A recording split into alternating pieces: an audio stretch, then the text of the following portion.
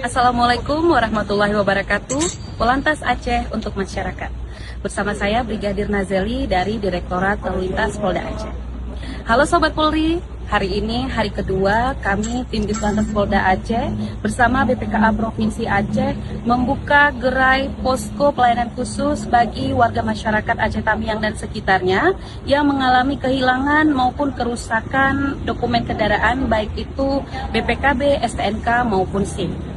Sudah terlihat di belakang saya, sudah ada beberapa masyarakat yang mendatangi posko pelayanan. Kami sebagai petugas juga tentu memberikan dispensasi maupun kemudahan bagi masyarakat yang akan melakukan pengurusan dokumen kendaraan, baik itu BPKB, STNK maupun SIM. Sobat Polri, kami membuka pelayanan setiap hari kerja mulai pukul 9 pagi sampai dengan pukul 3 sore. Untuk itu kami himbau bagi masyarakat Aceh Tamiang dan sekitarnya agar segera mengurus dokumen kendaraan baik itu kehilangan maupun kerusakan di Mapolres Aceh Tamiang agar legalitas kendaraan Anda tetap terjaga selama masa pemulihan pasca bencana. Baik demikian Brigadir Nazeli melaporkan langsung dari Mapolres Aceh Tamiang.